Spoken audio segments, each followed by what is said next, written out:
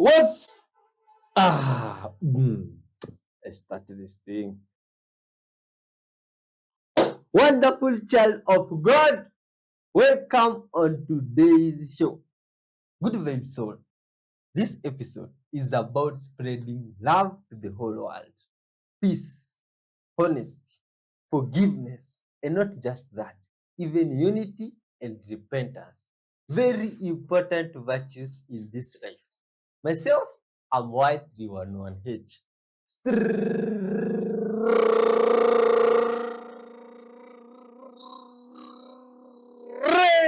out of Africa with lots of good vibes, interesting, crazy compilation of videos, my friend, from across the whole world, which you shall be going through them together with you. Please leave your thoughts and whatever perspective you'll have of the videos down below. But my friend, let me tell you about the things I have. You see, I'm not just alone here.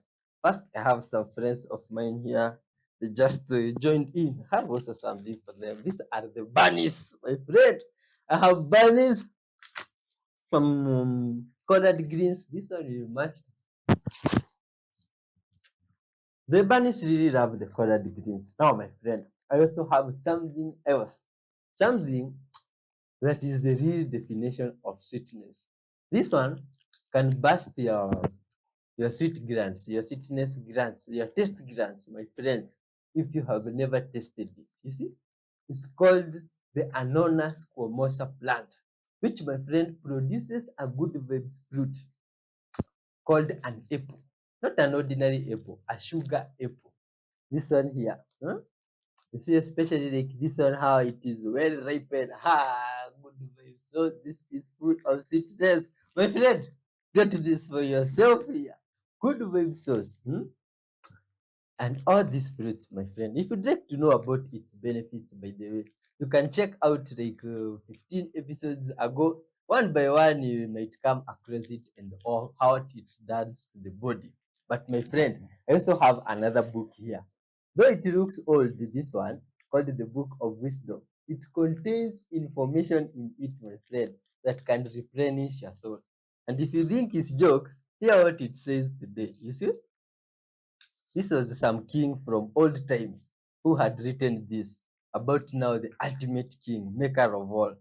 Save me from blood guilt, O God, the God who saves me, and my tongue will sing of your righteousness. O Lord, open my lips, and my mouth will declare your praise. You do not delight in sacrifice, or I will bring it. You do not take pleasure in burnt offerings. The sacrifices of God are a broken spirit, a broken and contrite heart. O God, you will not despise. My friends, that is from Psalm 51:14 going down. You can continue reading it, or if you have a different version of this book, you can tell us what it says down below. Let's give thanks to this wonderful creator that king from the past was talking about. Dear Lord Father, thank you for your goodness, Father. Thank you for reminding us of your might always through the wonderful creations of this earth, Father. Through your child here, today's viewer that have joined us, Father, and through the word we have read. All goodness and honor belong unto you, Father. Dear Lord, as we react to these videos together with this wonderful soul, Father, may you guide us, help us to spread love and peace to the whole world together. Forgive us all our sins, Father, and may this viewer receive their blessings, Father, through this video. In your holy name, Jesus Christ, we pray, trusting and believing. Amen. Let's dive in, child of God. Oh, you want to know what pheromone maxing is? That nasty thing that all these incels keep doing and thinking is a good thing. First, before I explain it, because there's actually some studies related to this I want to go over, but before I explain it, I'm going to show you a video of a pheromone maxer talking about it, and then I'm going to explain like the distance, what's about. But first, I'm going to need you to take this Squirtle for protection from these men before you watch this video. Okay, you got your Squirtle ready to protect you? Here's the video. First off, I'm not stinky. I'm pheromone maxing. Kids at school don't really get it, so I'm not surprised that you on TikTok would not get it. I'm dying. Ew. Okay, that's enough trauma of watching that. Let's talk about it though. So these guys that typically look like that video and the picture of the guy that I posted who was defending the plob guy and the sit streak guy and all that stuff. Yeah, they have this really weird belief that your body releases pheromones like an animal. So they don't bathe for weeks at a time because they call it pheromone maxing. And for weeks, they think they're building up these pheromones in their bodies because animals in the wild actually do produce pheromones. That's not a thing with humans, but they've convinced themselves because these studies related to like animals, like attracting mates with their pheromones and their little mating dances and stuff, that's going to work for humans, even though all of us just think they stink. They will even convince themselves if another man tells them like, hey, you stink, you should go shower, that's not going to attract women. They will convince themselves, they do a whole entire rant about how men telling them to shower is them jealous and that they're trying to one up the guy or whatever to get women, and they don't want to wash their pheromones away because it's going to ruin their chance with women. Sir, you not bathing is what's ruining your chance with women. We are humans, not animals. Another study that I see that gets brought up by these people trying to defend pheromone maxing and being like, yeah, we need to do it. Like, here's a study talking about it. The study that they bring up a lot isn't just the animal ones. There's a human one, but they are completely manipulating it. So there was a study done, I believe it was in the UK, talking about odors, like body odors related to partners. And you see those girls who will be like, oh, my boyfriend get back to the gym, but I'm not like completely grossed out by his smell. It's natural or whatever. And she talks about how she's not as grossed out as she was before by it.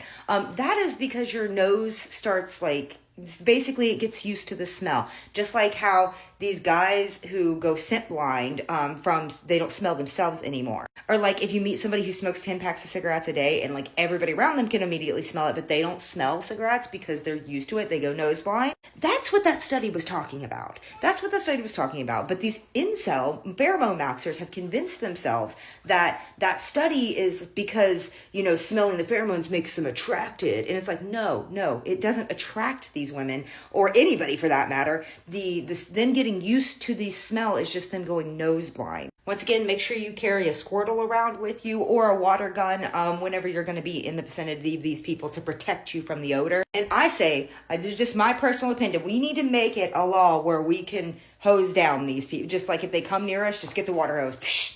If you go to that dude's page and any of the other pheromone maxers page, you can see they also like to rub their bodily fluids on things and whatnot. They'll leave body imprints from being so disgusting that they'll lay on something and it'll leave a body imprint from the oil and stuff. I got some pictures and story times on an experience with somebody who did that. Ironically, it was a femcel that did that. Literally had to throw out a mattress because of a femcel once. If you don't know what that is the women that do it. There's very few of them. For every 1,000 incels, there's one femcel, but they're somehow just as bad. Yeah, get your emotional support Squirtle or water gun and be safe out there. Keep your nose safe. So why do I do this? I know a lot of people say it looks like I'm playing some kind of a game. They're commenting like roadblocks or something like that. But actually, I'm just trying to fix a bare spot in my lawn. See, my dog went pee right there and killed that little spot of grass. So then what I did was I took nicer little spots of grass and replaced it, put it in that area. The nicer grass comes from a more inconspicuous area of my lawn. This process is called plugging. And these things are called pluggers. Pluggers come in all different shapes and sizes. This one is a hex plugger. It's a hexagon shape and it takes a bigger plug than the square one from before. But the concept is the same. New grass in an area of bad grass. This one specifically is from something called spring dead spot. That's a fungus that Bermuda grass can get in the spring. Same as this one. And here you also see a different shape of plugger. This is a round one. But like I said, this is Bermuda grass, so those little plugs, each one of those is going to spread. They're going to fill in together and cover that whole bare area. Good afternoon. So you guys are slowly catching on. But they're trying to block my videos because there's a good reason why. Because it's called the truth. Okay. So this, what you're looking at, is a lunar calendar with all the 13 months. This is what they actually are. Okay, and April happens to be your first month. Okay, it just is. Okay, so today's date is the 13th. Okay, today is at 319 days on your lunar calendar. 319 days is the 11th. So if I went all the way up, it's Thursday, which is correct. 13th lands on a Saturday. Okay? So that we have a 2-day gap, and that 2-day gap is going to be playing out here. Okay, I'm going to keep track of this as we move along, but we're going to have a mishap. We're already having them. Okay, so now if you take a look at your lunar calendar, you'll always have 28 days. That's how I work my calendar. I don't exceed 28 days. Your Gregorian calendar has 30-degree cycles at 12 months plus 7 days. That's how your Gregorian calendar is set up. This calendar's been around long time of the Sphinx, actually. It's been here a long time, okay? So now if you add all these days up, you're going to get 29 days. That's why we have 365 days. And the lunar calendar has 364. So every year you're going to get 1 extra day. So leap year is it actually happens every year. Okay? But once these two come here, it'll look something like this. And then leap year, then they both jump up, end up here together. And that's why on the 8th, 2024, we had a new moon. That solar eclipse, remember? Well, the new moon was supposed to happen on every month, on 13 months on the 8th. And your full moon should have happened 28 on the 22nd of every month on your lunar calendar. But it didn't happen. This is what your new moon situation looks like. See how erratic it is? Look at this. Last night was a full moon. There's nothing, no indication. See, I'm tracking the moon. See, your new moon. See these? This is what they say it's going to be. But it doesn't happen like that. See? And your new moon, for your full moon. No, you had one last night. Something's weird. It's your frequency. You guys are messing with your frequency. And collectively, it's it's a woman thing. Your lunar calendar has to deal with women. Okay? So now take a look at this. Your new moon will always occur on the bottom in the Americas. Okay, that's the universe. The moon was created first. Okay, that's how that works. Before the sun, the universe was created. Women were created first.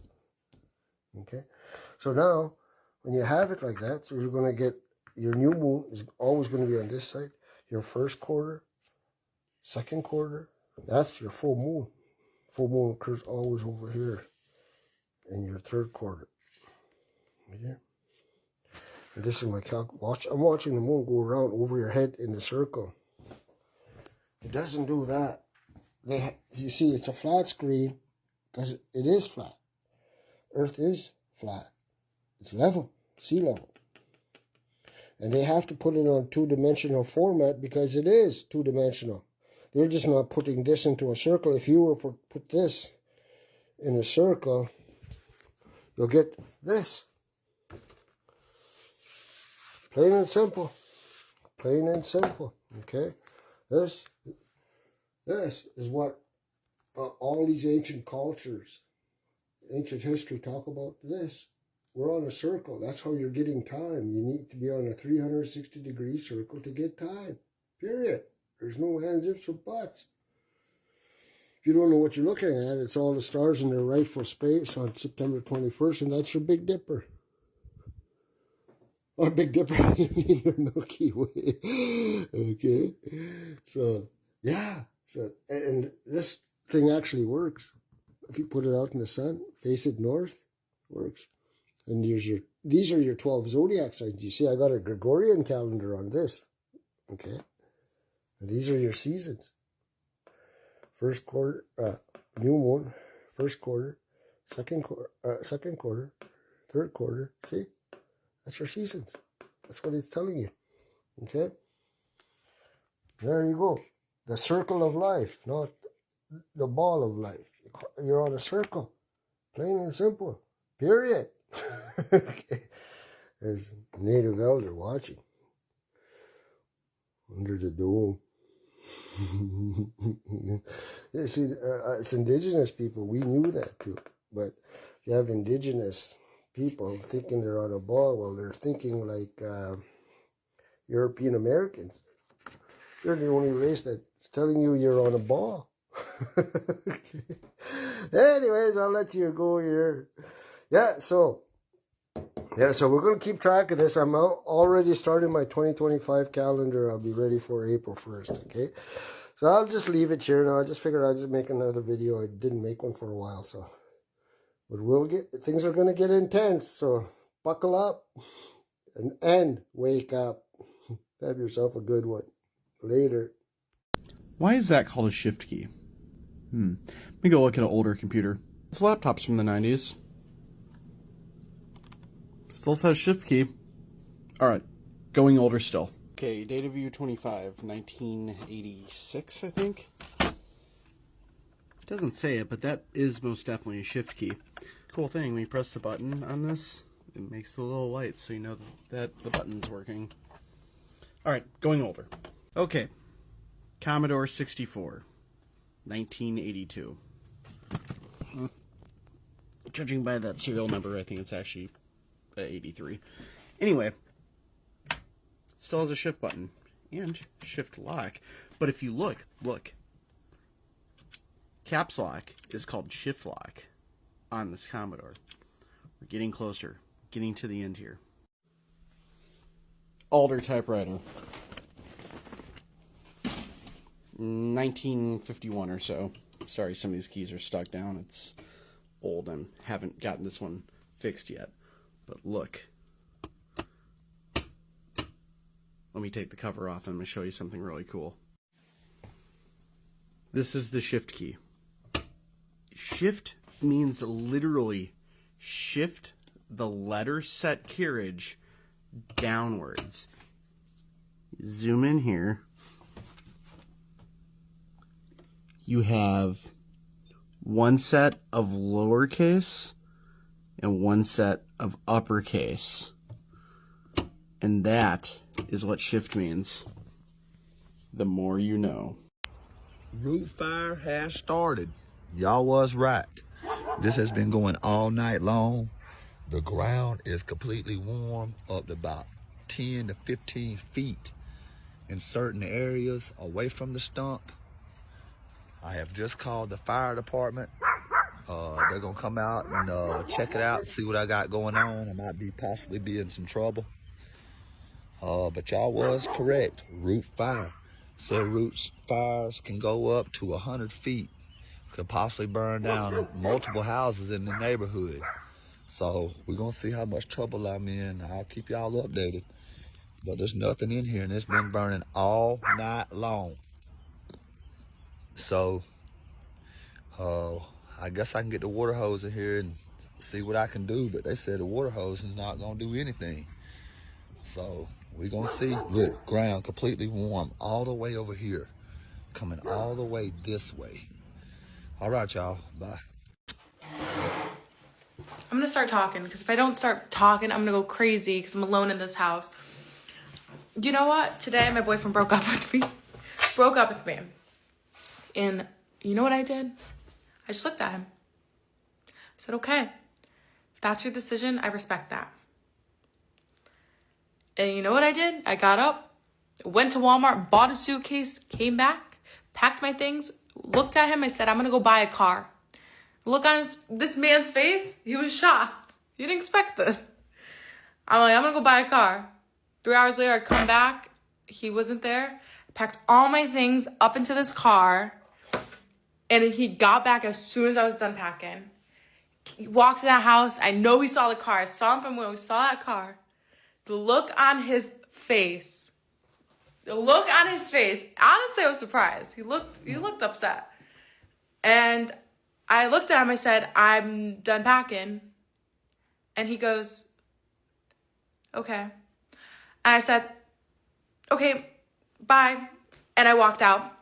And it was the first time in my life that I never got to say my last words. Because usually they're really petty and spiteful, and that's why. But guys, I can't. What did Steve Harvey say? Never let a man tell you he don't want you twice or something like that. Like, really, like, you're sitting there looking me in the eye in the place that we lived together, on the couch we picked out, and the blankets we picked out, and the wall color that we picked out, and you're telling me you think we should separate. Like, oh, okay. Like, I don't have anything to say. I respect you telling me the truth, you know? But all I can say is, okay, and leave. You know, I'm not going to sit there and beg someone to choose me. You know, I used to be that way, not anymore. I know my worth. Like, you know? And my guy friend was like, wow, like, you walked out on him. Like, you didn't even fight. Fight for what? Like, what? I'm not going to lose any more dignity. I'm going to fight for someone to, you know, want to be with me and want to live up to my standards. You don't live up to my standards, that's fine. That's okay. Go find someone with lower standards. There's plenty of girls out there who will be with you just for your money and have no standards. Like, I have standards. Like, okay? So, I don't know. I got a new car. The first time you give somebody something for free, you create appreciation. The second time, you create anticipation. The third time, you create expectation. The fourth time, you create entitlement. And by the fifth time you give somebody something for free, you have created dependency. And then by the sixth time, if you decide not to give them something for free again, you have now created resentment and hatred.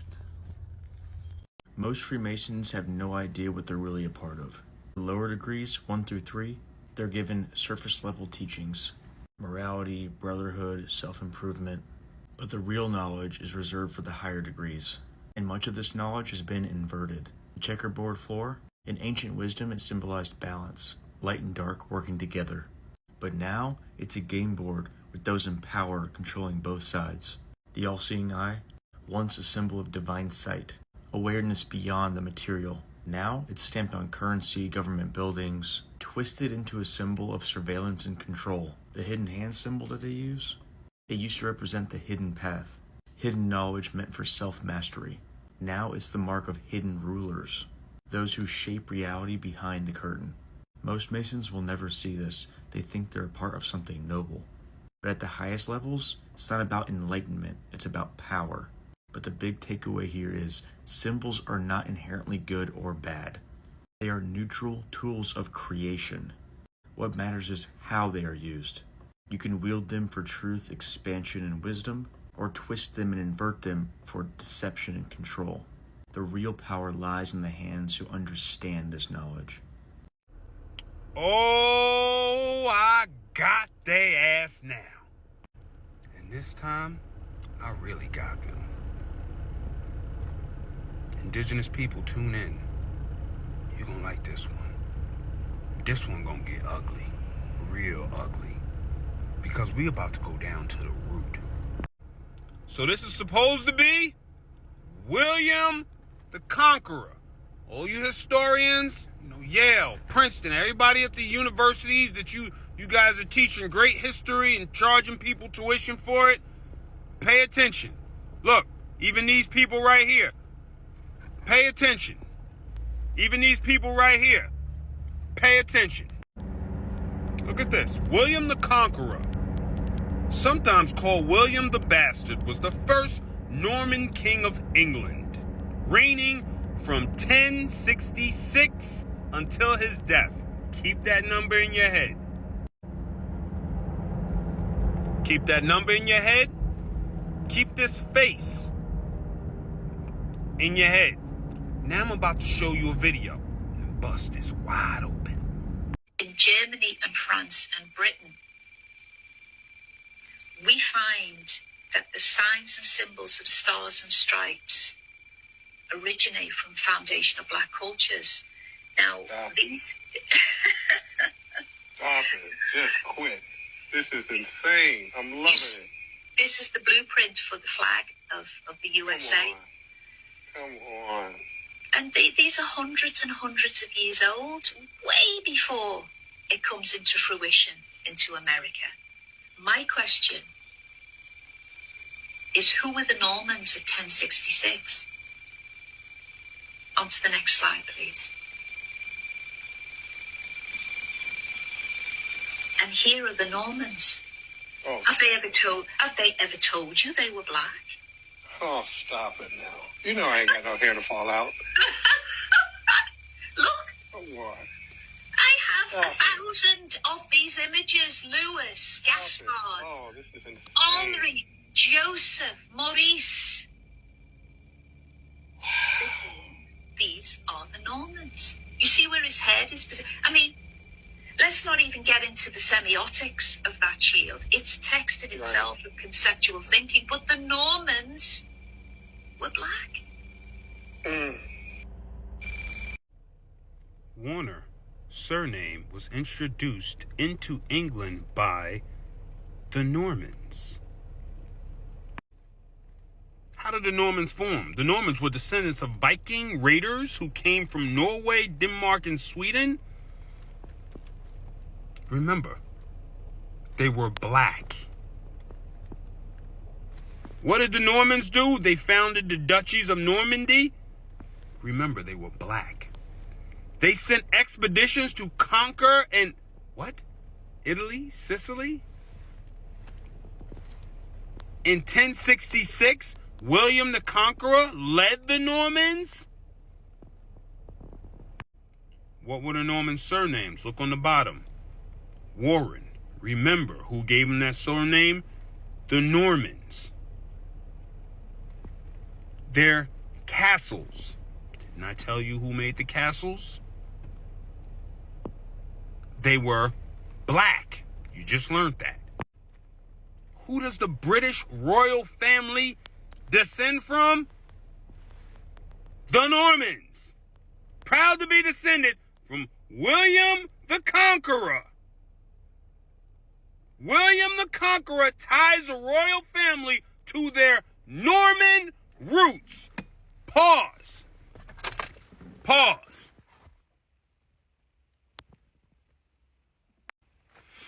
The Normans were a group of people who were both Viking and French. They were descended from North Vikings who settled in Normandy. Again, black. They did this history and they want you to think. It's white. The Normans were originally Northmen. The Normans were renowned for their excellent military tactics, effective use of castles. I already proved to y'all, they ain't never built those castles. The most famous Norman conquest is the invasion of England led by William the Conqueror in 1066. Everything keeps going back to William the Conqueror and the Normans and everybody being descendants of these Normans and the royals and all this, right? Well, this William the Conqueror, he gotta be black, right? But he's not. He's white. And we just learned that the Normans were, without a doubt, black, and he was the leader of them, William the Conqueror, the descendant. They're all descendants of this guy, right? Great Viking, correct? What did William the Conqueror look like? Was a tall, strong, and thick-set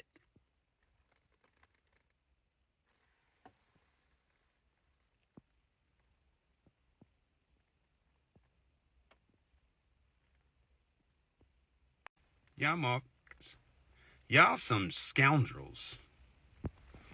Ain't they some motherfucking scoundrels? You see what they did, right?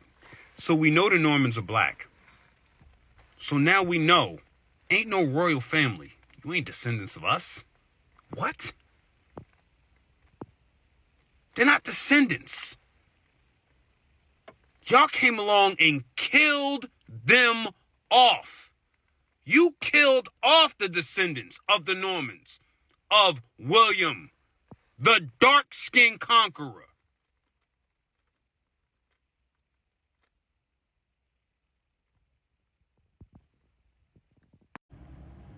It is not known exactly what William looked like. Portraits of him made during his lifetime include images on coin seals illuminated. If the Normans were black, and he's depicted as having dark skin, then y'all know he was black.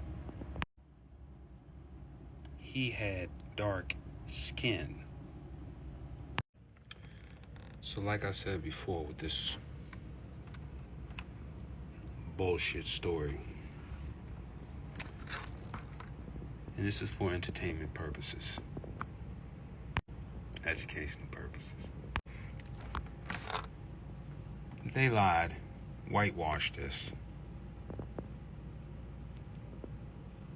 The original Normans, the original Vikings, they were all around the seas, were black. And now, if you look in your history, all the way back to 1066, you will find the same thing that we all find. We find that everything was black, but they had to whitewash it. They had to whitewash everything to erase us. That was the most important part. And white people, you should be mad too. Think about it. Y'all paid for those degrees to teach history, and you're lying to your students. Your students don't even know William the Conqueror was black, meaning they don't know the descendants or the royal family is the descendants of a black family that was actually killed off because y'all ain't dark. So y'all ain't dark, and it's not like y'all left our portraits up in the wall. Y'all must have took them down and put them somewhere, but they were there, so where are they? Again, your history is a lie, and you should be angry because, again, you paid for this. You went to school, you paid to learn this history, and your history is a lie. So one of two things. It's either you are fine with your history being a lie because it makes you feel superior, or you're extremely upset and you should be suing your universities because this is what you paid for. You paid for a degree to do this, and now you're in class teaching history and you're lying to your students. I don't lie to my students. All the evidence is here.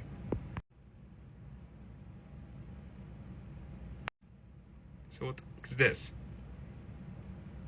And what the fuck is this if it is not known exactly what he... Good, y'all could have made him look like me then, right? Y'all know what he looked like. History is a lie. But when the mind is blind, the eyes can't see.